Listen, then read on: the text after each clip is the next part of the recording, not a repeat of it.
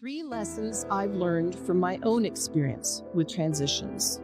The spiritual leader Ram Dass had a wonderful teaching about 2 waves traveling through the ocean, one big and one small. And as the waves get closer to the land, the big wave sees what's about to happen. They see all the waves ahead of them are just crashing onto the shore. And devastated, the big wave says to the small wave, he warns them, the end is near. And the small wave just smiles and says, don't worry, we'll be fine. You don't understand, the big wave insists, we're done for. And the smaller wave is just totally calm and says, no, we're not. And I can explain why in just 6 words. You're not a wave, you're water. I love that story. It captures what it's like to experience an enormous transition without losing the core of who you are. I turned 60 this year, and you don't get to be my age without navigating all kinds of transitions. Some you embraced, and some you never expected. Some you hoped for, and some you fought as hard as you could. For me, those included starting my career at Microsoft, losing one of my very best friends to cancer, falling in love, having children, starting my work on behalf of women and girls, and ending a marriage and partnership of almost 30 years.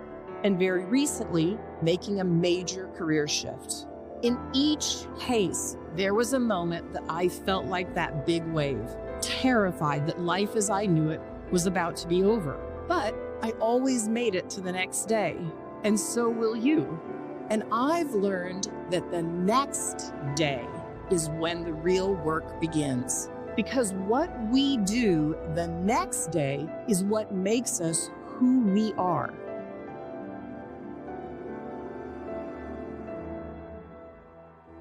The first piece of advice is to enter these moments with radical open-heartedness. Most of the time, we walk around through life in the thicket of our everyday routine. But during the transition, we step out of our familiar surroundings into a big, wide open space where everything is new. And there are 2 ways to encounter these spaces. You can keep your head down and focus on finding the shortest distance possible from one familiar thing to the next, or you can find the courage to linger in that liminal space and see what it has to tell you. That, to me, is practicing open-heartedness. I have to admit, as a young person, I managed transitions in the first way. I had a list of goals I wanted to accomplish, and as soon as I checked one off the list, I raced across the clearing to the next one. Because frankly, it was a lot less scary that way. But as I've gotten older, I've learned the value of embracing uncertainty. I'll give you one example of what this has looked like in my life. When I entered philanthropy more than 25 years ago, it was completely unfamiliar terrain. I didn't have any experience in global health or development yet, so I had a lot to learn, and I knew I'd need to pay attention. Now, initially, we thought the foundation's work was going to focus on vaccine access, but when I started traveling around the world to see the work in action, the women I met kept changing the subject. They'd say, what about the shots I used to get? They'd ask me, and they were talking about contraceptives. So I stopped and I listened to what they had to say.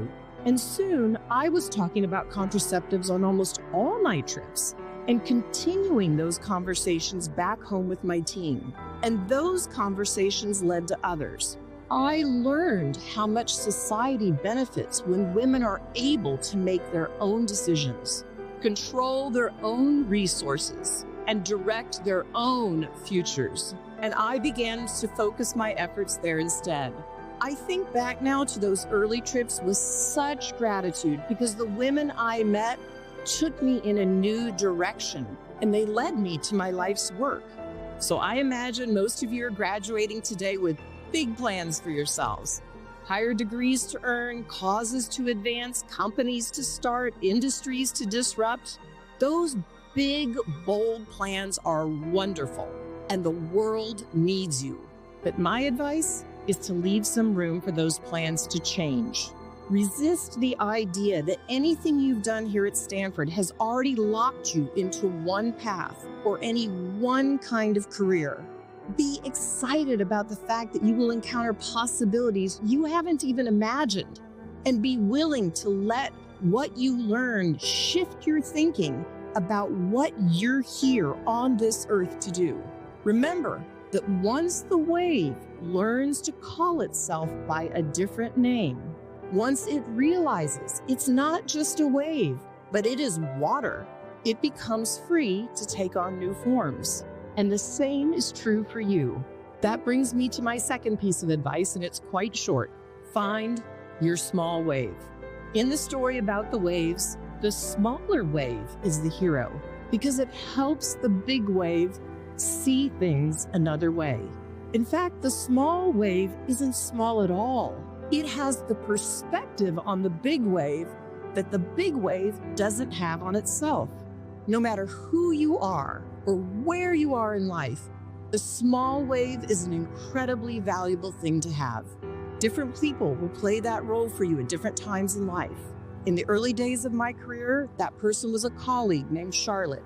From the moment I got to Microsoft, I absolutely loved the work we were doing. But as time went on, I realized I didn't love the culture. It was brash and aggressive, and that wasn't me. I was the only woman in my hiring class of MBAs, and I felt a lot of pressure to emulate the men around me. Eventually, I reached a point when I thought maybe I would leave the company. And like the big wave, I thought things were coming to an end for me. But Charlotte helped me see things differently. She was a little older and had a little bit more experience, and she'd already figured out how to navigate the culture there without losing her own identity. Having Charlotte in my life made it possible for me to imagine a future at Microsoft also. I promise you, there is someone who is going to play that small wave role for you. Someone who can help you imagine yourself as the person you want to become. And just as important, there is someone here who needs you to serve that role for them in return. And that leads me to my final piece of advice today. Build a web of deserved trust. That beautiful phrase comes from the legendary businessman Charlie Munger, who changed this campus's landscape. Charlie famously said that the highest form which civilization can reach is a seamless web of deserved trust. Totally reliable people correctly trusting each other. A web of deserved trust. What a thing to aspire to.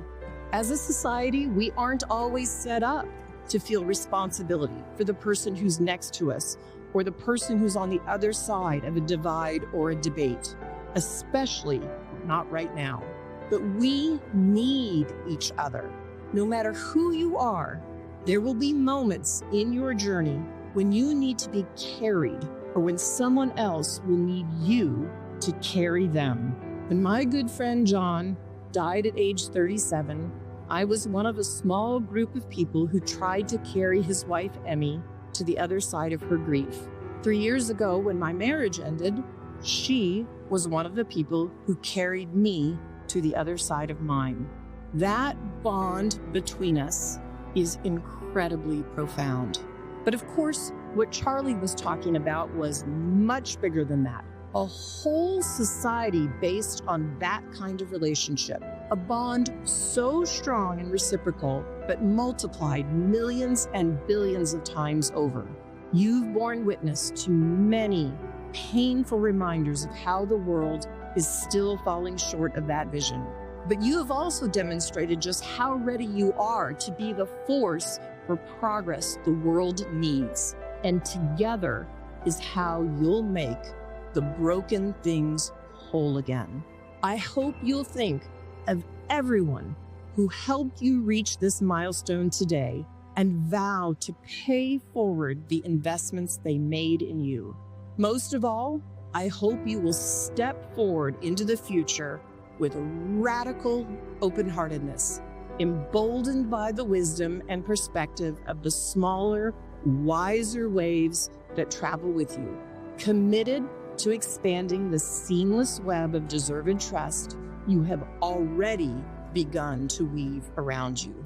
And when you wake up tomorrow, no longer the person you are today, and not yet the person you will become next, I hope you will draw courage and confidence, knowing that you are water, the force that shapes the shore. What a powerful force you are.